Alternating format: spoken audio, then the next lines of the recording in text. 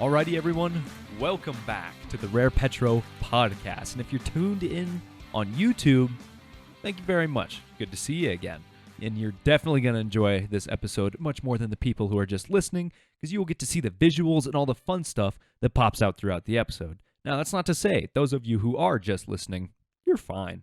But you'll definitely want to navigate to youtube.com and search for Rare Petro, because, like I mentioned, there's lots of stuff you're missing out on if you're only listening to it. But I'll try to keep that self-promo to a minimum and get on with today's episode, which will be covering a rather historical figure in oil and gas, Dr. Sam Gibbs. Now, if you recognized him, well done, you're a smart cookie. But if you're like me and didn't know who it was, and it was the first time you heard the name, that's A-okay, as we will spend the rest of this episode breaking down his contributions to the industry. Welcome to another episode of Hydrocarbon History. Everyone's got to start somewhere, and Sam Gibbs started in Lufkin, Texas, after being born in 1932. The city was home to Lufkin Industries, which specialized in manufacturing lots of different oil field equipment. He says that because of that, everyone in the area was pretty knowledgeable about the pumping unit business, as everyone knew at least one person, family, friend, cousin, who was working for Lufkin Industries.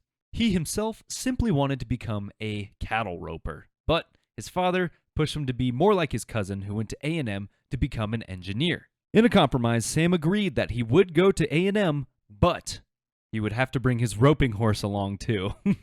So his father dropped him off at campus, rolled down his window and said, "Become a mechanical engineer." So Sam did. After graduating in 1954, he was drafted into the military as he avoided the Korean War while he was in school. To make up for it, he was stationed in Alaska as a computer operator in an anti-aircraft gun battery. It was at this time that the self-described mathematically illiterate Sam realized he had a love for the stars, but as he tried to toy with them more and more, he also realized he didn't have the mathematical abilities to be able to plot them correctly. So as soon as he got out of the army, he buried himself in more books, got his math abilities to where they needed to be, and landed a job with the Shell Oil Company. It was a simple entry-level gig that many of us probably even worked, where he would spend time in roughneck crews, work to maintain infrastructure, and sign his name at the bottom of Dynamometer cards that he didn't quite understand. Now that word, dynamometer, it's very important to understand. Today we have Sam Gibbs to thank for his contributions, but more on that later. A dynamometer card plot at that time measured load and position in a way that allowed you to get a quick read on the pump efficiency. Take this card, for instance. We have this bottom shape that is the pump card, everything happening downhole, and this top shape that is the surface card. On the card, we can see the system expand as the upstroke begins. From there, we see intake across the top, where the standing valve of the pump opens to admit fluid into the system. The top right corner is representative of the top of the stroke, and from there, compression begins as we begin the downstroke. Once the standing valve reseats, we eventually encounter a pressure that displaces the traveling valve on top, allowing fluid to travel up and out, bringing us back to this bottom left corner.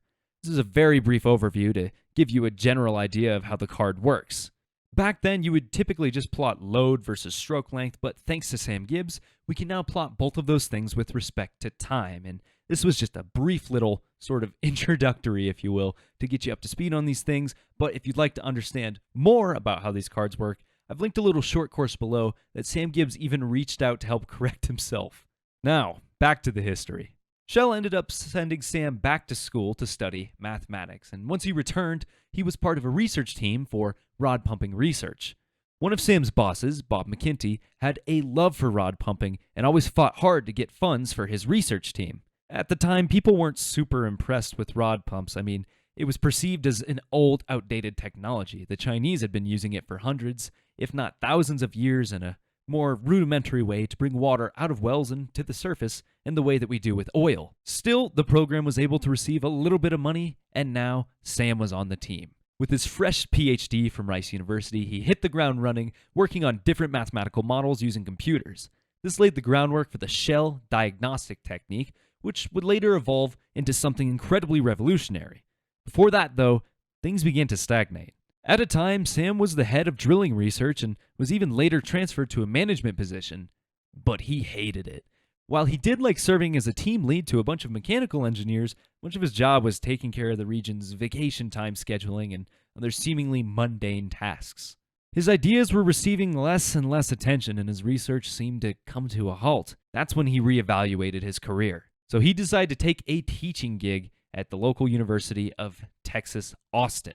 While there, he maintained his relationship with Ken Nolan, an old colleague from Shell. They had the dream to improve the well diagnostic technique. At the time, the best possible technique involved loading all of your instruments and materials up into a truck, going to a site, mounting all the potentiometers and batteries and other instruments onto the well, getting the data you needed, getting back out to a landline, because remember, 1950s, 60s, no cell phones, calling in the data to the head company, someone there manually transcribing it, punching it into a computer card sheet, and then running it through a mainframe computer just to call you back so you could give your client the answers. While the results were just absolutely mind-blowing, so was the amount of labor that went into all the testing.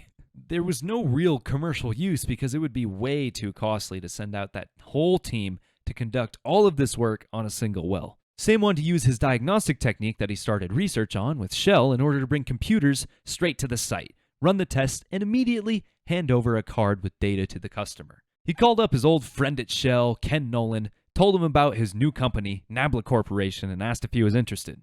Ken said yes, so they started the next chapter of their careers. The reasoning for choosing the name Nabla for his company is nothing short of genius and captivating, so I'll put a short screenshot here for you to pause and read, should you be interested. According to HP, their computers had been mounted to planes before, but never on bumpy service roads in the back of a truck, so Sam, Ken, and their big old computer were quite literally blazing new trails. At the start, they were renting out the program materials from Shell because it technically was still their proprietary knowledge, but they never actually patented it. So Sam decided to publish the Wave Equation Design Program research paper with SPE, which allowed him the right to reproduce at his own company. Nabla continued to grow from there and even began research into the new territory of deviated wells. After testing a well for a customer, Sam was able to report that the motor was kicking out because the rod was rubbing up against the tubing, causing too big of a load, and of course the motor would stop. With that evidence, the operator was able to sue the drilling contractor to redo the well correctly with fewer deviations. Sam couldn't quite get that idea out of his head after it happened, so he worked really hard to develop a deviated version of his wave equation predictive program, which had afforded him a 12-year jumpstart, or more appropriately, monopoly. Now he could advise companies on how to access oil reservoirs that could not be accessed vertically, like stuff underneath lakes or even under residential areas, and eventually laid the groundwork for horizontal well technology, another one of his massive contributions to industry. From there, Sam and Ken began to get much older, but they still had a few tricks up their sleeves. One of those was the development of a pump-off controller based on his previous work with downhole pump cards. They called it the Pump Card Monitor, or PCM, and it sold like hotcakes. Eventually, at about 65 and 63 years old, Sam and Ken sold their company to his hometown company, Lufkin, who, in turn, created a new division for automation and well controls. They improved the PCM's design and sold it as the Sam Well Manager. Now that computers have become faster, smaller, and cheaper, you don't need to ask Sam and Ken to drive out to the site. You simply need a single Sam Well Manager computer per unit, and it would work in almost any environment. Even today, it's still one of the world's, if not the, best-selling control devices for rod-pumped wells. A true modernization of the oil field. Sound familiar? Sadly, Dr. Sam Gibbs passed away in 2019. By then, he was a man of many patents and an impactful legacy. People all over the world are still using his ideas today to push the boundaries of petroleum engineering and mathematics and physics even further. He was an incredibly bright man who will be remembered for a long time thanks to his contributions to the industry. Still, makes you wonder who will be the next inventor to revolutionize tech in the way that he had. But that's the end of this episode. Do you have any historical figures we should analyze for hydrocarbon history? Maybe you'd like a segment on Red Adair and his firefighting techniques. Whatever it is, go ahead and just send us a quick email to podcast@rarepetro.com, and we just might turn your idea into an episode. Always reading those YouTube comments too, so please keep interacting. Love to do it, and I even like to respond to a few of them. Thank you so much for joining us in this episode so we could explore Dr. Sam Gibbs' modernization of the oil field. This has been Tavis Killian with Rare Petro, and until we see you next time, take care, everybody.